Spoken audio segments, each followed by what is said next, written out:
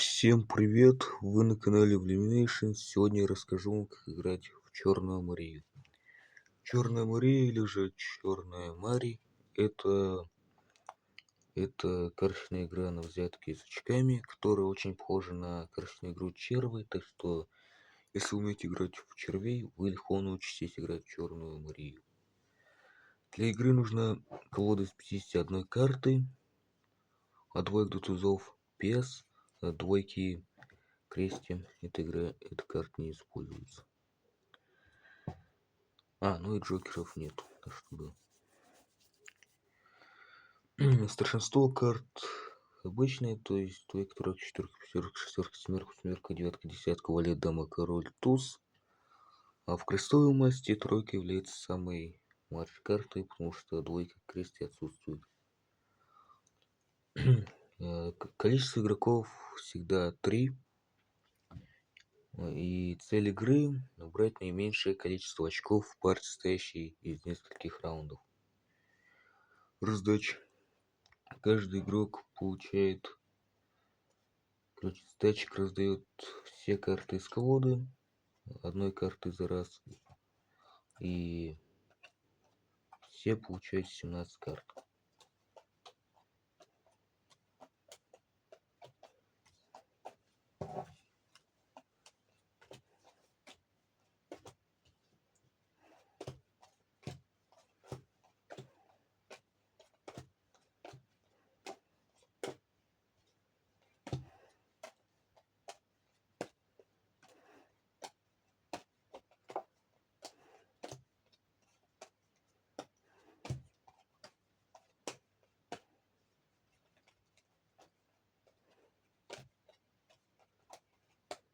Итак,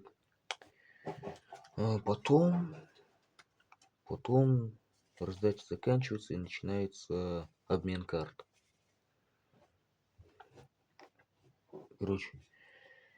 Игроки заменяют свои 3 карты, обычно самые ненужные, с 3 картами противников. Однако игрок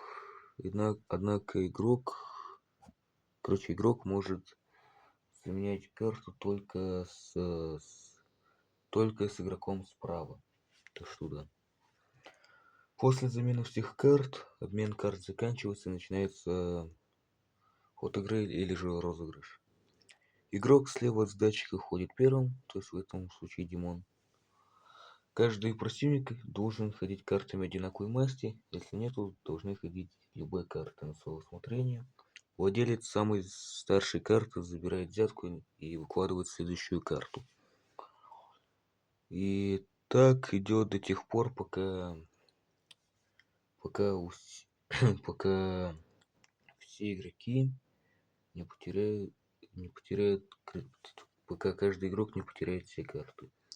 Потом ход игры заканчивается, завершается и начинается подсчет очков. Так, подсчет очков.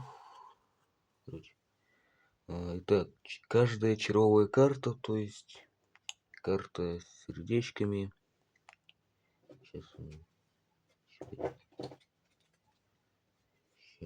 Вот такие карты, они дают 1 очко каждый. Пиковый туз дает 7 очков, пиковый король дает 10 очков и пиковая дама дает 13 очков. Остальные карты дают 0 очков, значит, червовые карты дают наименьшее количество очков, а пиковая дама дает наибольшее количество. Так что да. И эти карты, получают игроки.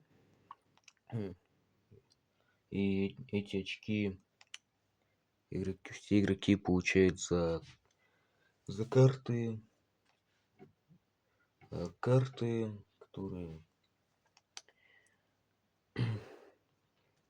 которые находятся, которые содержат взятки, их взятки. Но иногда и не получают.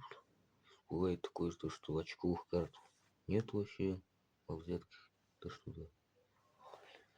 И после, когда когда игроки заканчивают считать или записывать очки, раунд, подсчет очков и раунд заканчивается. Потом начинается новый, следующий.